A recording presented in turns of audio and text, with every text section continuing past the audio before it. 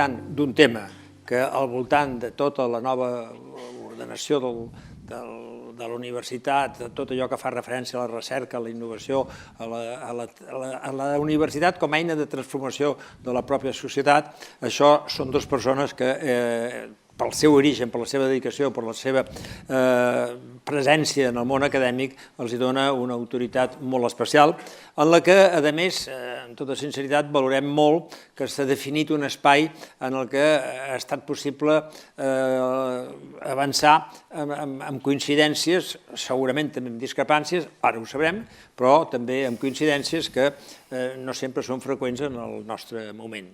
Tenim una llei vigent encara, que és la Llei Orgànica d'Universitats del 2001. En aquell moment, el 2001, la situació era molt diferent ara.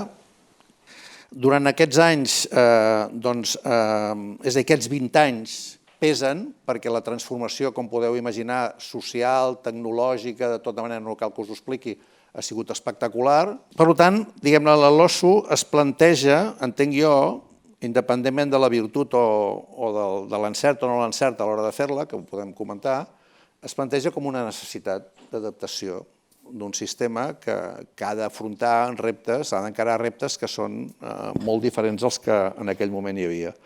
Hem d'augmentar el finançament. Tenim un 0,7% del PIB dedicat a universitats i el mínim que ens situaria més o menys bé seria l'1% del PIB, que són uns 2.500 milions més d'euros dedicats a universitats. D'aquí al 2030, aquest seria el compromís que hauríem de prendre, que està inclosa a la LOMLOE. Per tant, la llei ha de facilitar la internacionalització. Aquí vam estar parlant inclús amb gent d'aquí, de Barcelona Global i altres llocs que ens van assessorar amb això i ens van dir que seria molt important que la persona, quan vingui a estudiar aquí, demani una vegada el permís de residència per tot el temps que duri els estudis i un any més. Així ens ho hem inclòs en la llei. Es vol reforçar el tema de la docència. Els professors universitaris són els únics en tot el sistema educatiu que no tenen una formació específica docent.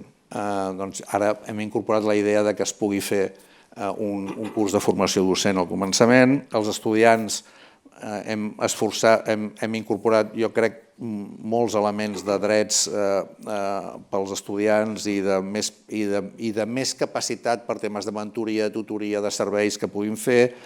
Es posa l'èmfasi en el tema de la transferència. També es parla de recerca, sobretot en temes interdisciplinars, de ciència oberta, de ciència ciutadana.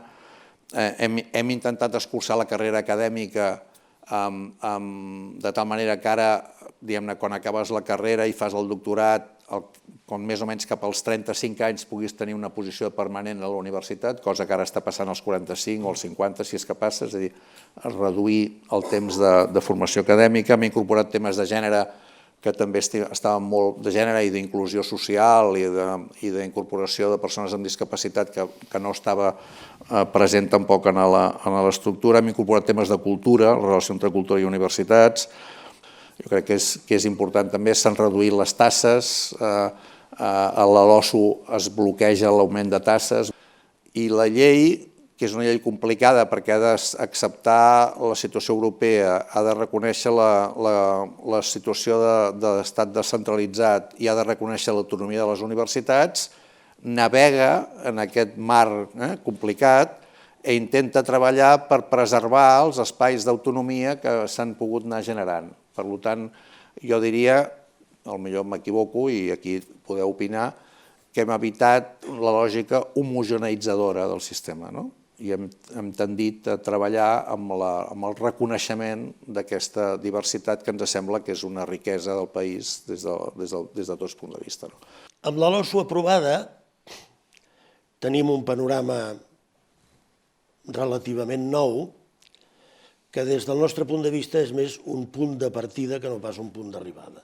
És a dir, si fos un punt d'arribada no estaríem gens satisfets perquè ens sembla que encara podem anar molt més lluny i que en la reflexió que s'ha de fer al voltant del sistema de coneixement i del sistema universitari de recerca a Catalunya i a tot Espanya hi ha molt camp per córrer, sobretot en la definició d'una cosa que el Joan ha esmentat i que jo crec que en aquest sentit la llei fa un esforç d'equilibri notable, però es queda a mig camí, que és en el reconeixement d'aquesta pluralitat i diversitat de models. Estem amb les bases legislatives adequades, tant a l'Estat com a Catalunya, per abordar una reflexió molt en profunditat de què li està passant a la universitat. I, simultàniament, tenim una problemàtica molt específica en l'àmbit del professorat, que jo crec que la LOSU no resol del tot. Probablement, en els termes actuals, la llei serà d'impossible compliment pel que fa a les plantilles. Estem en un supòsit de difícil compliment immediat de les previsions de la LOSU respecte al 51 funcionari i 49 laboral, si és que aquest ha de ser l'horitzó. No hi ha recerca sense universitats, no hi ha universitats sense recerca, però la recerca necessita de la docència en l'àmbit universitari, perquè si desprenem tota la recerca de l'àmbit de la docència, probablement estem fent un flac favor a el que és la funció bàsica de la universitat. Per tant, donar pes a la docència és imprescindible i és evident, ChatGPT a part, que la docència està en crisi en el seu model actual. Hem d'estar inventant permanentment, però el temps se'ns emporta per davant. I les noves tecnologies ens en porten per davant.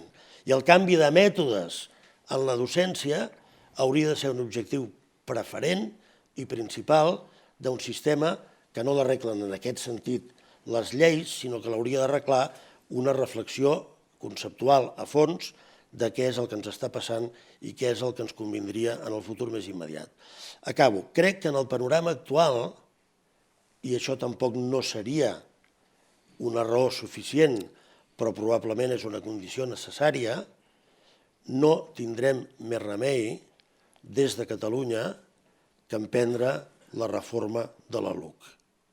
Hi ha com temes que la LOSU apunta que sembla que siguin més secundaris però que poden donar un gran joc, no? I voldria només referir-me a dos d'ells, les microcredencials i els doctorats industrials i tot el que té a veure també amb ciència oberta i ciència ciutadana. Clar, tenim un sistema universitari molt rígid, que és grau, postgrau i doctorat, i actualment, diguem-ne, moltes empreses, entitats, sectors demanen un tipus de formació molt més àgil i molt més adaptada, i en canvi les capacitats que té la universitat per oferir aquest tipus de servei i d'actualització és molt gran. Hem d'evitar, i això ho deia el conseller i estic totalment d'acord, amb que això es faci des de l'oferta. I si es reconeix que el sistema de competències en l'estat plural que ens hem donat dona competències exclusives a moltes comunitats autònomes amb el tema universitari, que una llei paraigua que modifica determinades condicions del sistema en el seu conjunt amb uns costos equivalents, doncs probablement hauria de proveir en la proporció que sigui en l'àmbit de cada comunitat autònoma una solució financera per a aquestes qüestions. Hi ha una sèrie d'estrangers que estan venint o volen venir a estudiar aquí i que es troben amb un calvari absolut en el tema burocràtic. Vostè ja mig ho ha dit, que hi ha un decret que mirarà de resoldre-ho, però com? Fins al decret es feia tot a través de paper, no? Hi ha milers d'expedients, i això ho reconec, i hem fet... El Ministeri d'Hisenda i Funció Pública ens ha dotat de 70 persones noves que vindran com a força de xoc a intentar treure expedients, ara han acabat el seu procés de formació i estan començant, per treure la muntanya d'expedients que tenim. A partir del decret del novembre tot es fa de manera virtual i hi ha un compromís de 6 mesos entre que tu presentes els papers i que tens resposta. És evident que el govern de Catalunya hauria de, en el futur, comprometre un nou model de finançament que ara no existeix com a tal model per les universitats de Catalunya, hauria de situar un horitzó com a mínim a 4 anys i amb contractes programa i hauria d'assegurar un increment raonable, que aquest any comença a produir-se, però que en el futur hauria de ser superior, de les transferències a les universitats. sembla de justícia i em sembla evident. I per altra banda, crec que és l'article 83 de l'Estatut, parla de les competències exclusives de la Generalitat en matèria de recerca i la transferència de recerca, que no et toca a tu, sinó que toca a la teva veïna Diana Moran, s'ha produït sense ni un euro de transferència, i aquí sí que hi hauria d'haver, com hi va haver amb cada transferència de caràcter sectorial, una transferència de recursos econòmics.